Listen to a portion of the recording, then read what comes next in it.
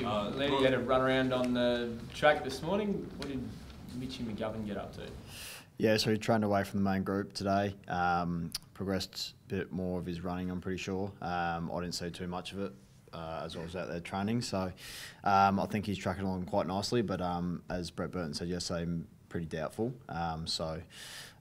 Put him in the hands of our medical staff and see how it goes. What about from a mental point of view? Have you spoken to him? How's he feeling about the chance of maybe missing a prelim? Yeah, obviously it's very disappointing for him personally, but he understands that there's a bigger picture and that's the week after. So he'll do everything to try and get right this week, and if he can't, then he'll look towards next week and the big dance. So as I said, the bigger picture is probably a bit more important, but it's obviously bit frustrating for him. He's had a few of them in his time, so fingers crossed. Would Andy Otten be most likely to replace him? I think we've got some pretty good depth at the position. I think they put up Andy Otten and probably Wayne to come in there. So that's up to the match committee today to pick. So they'll look at that and sort of track how Gov's going as well. Would someone like Andy Otten and his versatility be quite beneficial in the final when you've got to be able to cater for all scenarios? Yeah, I think Andy's played pretty much every position this year. He's played majority up forward, but he's come back for a few games, and his versatility is a strength, and he can play either end. So in final, if someone happens to go down, then he's a perfect swing man. So but as I said, match committee will make that decision. Rory, what's the energy been like in the group? Obviously coming off a week with no footy, do you feel like it's where it needs to be for this time of the week and leading into Friday? Yeah, it's playing one game in 3 weeks really with the 2 buys. We made sure it was pretty well spoken about the Gold Coast. We got away and refreshed a little bit as a group, and spent a bit of time together, and then had a really good session on Saturday and sort of built up into the week. So today's training session was really good. The boys I think it's pretty exciting time, so it's kind of hard to be down, and I think we're really excited as a group, and it's a really good opportunity for us. So we're looking forward to it. No risk of getting jumped early then, I guess, because you're confident all the signs are there that boys will be switched on from the start. Yeah, it's been spoken about a bit this year about the starts, but it's up to us, and I think there's been a fair few games where we've come out the gates and played really well. So it's something we'll look to rectify, but I think GWS game we're ready to go and played 4-quarter footy, so I don't think that's going to be an issue. No, about Dangerfield's being dangerous up forward. You wouldn't have been surprised about last week? Yeah, Danger's a pretty handy player up forward. He showed that last week, so wherever he plays, we'll be ready for it. I think we can cover him at both parts of the ground. So, who do you reckon gets the job on Danger when he plays forward? There's been some suggestion maybe Luke Brown might sort of start on him if he goes in the forward. So if he starts forward, I think there's a fair few options down there. I think there's really good flexibility in our back line. Luke Brown's played on those type of players. Cole Hartigan, Jake Kelly. A fair few of them have played down there. So if he does happen to start there, then I think we'll find the right matchup for him. Is Luke still pretty underrated, do you think, among the AFL about the sort of shutdown roles that he does week in, week out? Yeah, 100%. Yeah. Can you sort of elaborate a bit on Rory? He takes the most dangerous small forward for the opposition side, and just seems to happen every week that they don't get the ball and they don't kick any goals, and kind of goes under the radar a lot. And he's find the footy a lot more this year as well. Don't know how much more you want to have a small back pocket, but he's just an unbelievable player. He's we call him a glove because he just doesn't give you any space. So he's very good.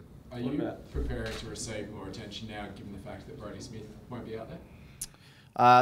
That may happen. I think with our ball movement out of the back line, we've got a fair few players that can roll through there as well. And Paul Stevenson's played down there a bit. Dave McKay, Luke Brown, as I said, is getting a bit more of the ball. So if that happens, it's take it as a compliment, I guess.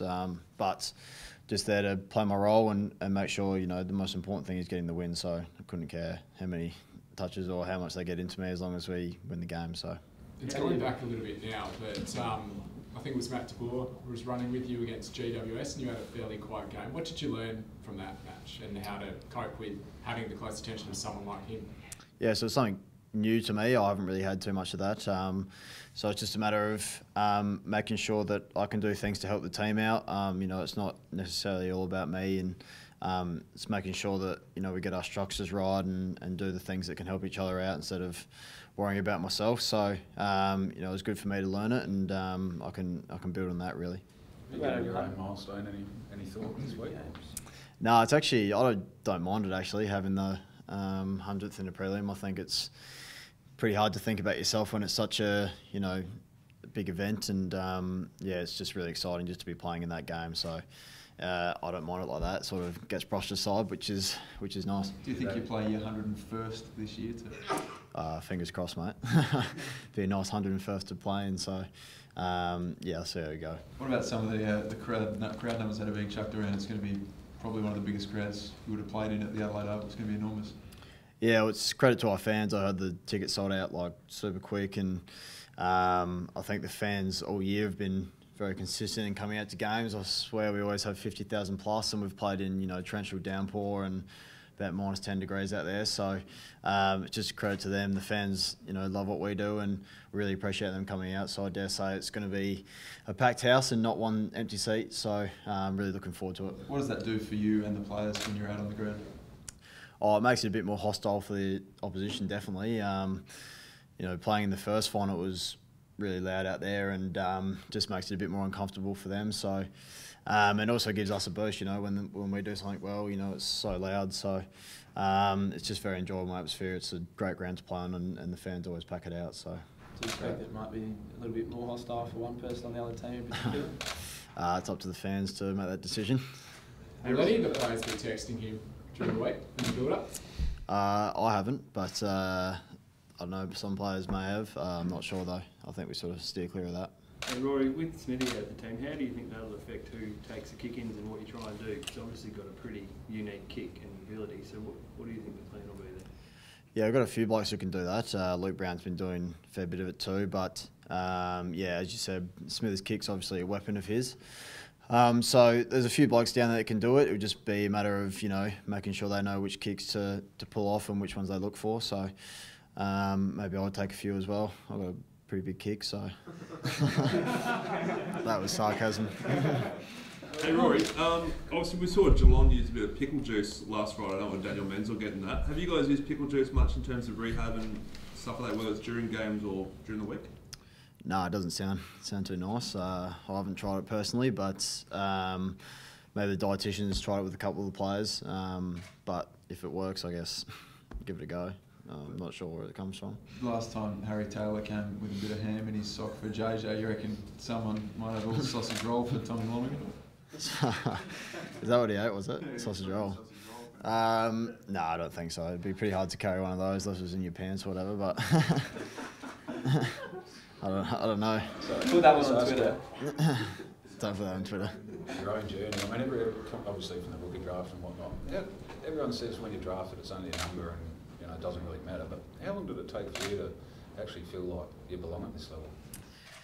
Yeah, so it takes a while to sort of adjust your goals, I guess. I think most young players wouldn't come in being like, oh, I want to play 150 games straight off the bat. I think you sort of work into gain the respect of your teammates and training well in the pre-season after you're drafted, and then, you know, it's pretty much aiming for play one game and then sort of solidify yourself. But it sort of crept up pretty quickly, really. I haven't missed too many games, knock on wood, the past couple of years, but I think after personally a strong 2015, I thought maybe I can keep building on that, and I guess I have till now, and it sort of, as I said, crept up pretty quickly.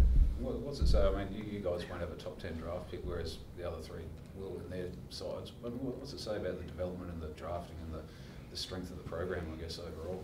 Yeah, it's a credit to, you know, first of all, the recruiters to find the talent, and then you know, the culture we've got here and the coaches, and they're really bought into developing us as young players and fast-tracking us as quickly as possible. I think we've got a very young list, and I think majority of our blokes, you know, under 25, but they play consistently good AFL football. So I think as a playing group, we're in a really good position to, you know, play at a high level for a few years at least. So it's pretty much the coaching group and the recruiters, and it's just as you know, the culture as a whole in fast-tracking players, and it shows. You know, we've played consistent footy over the past couple of years, and now we've got a chance to play in a grand final, which is very exciting.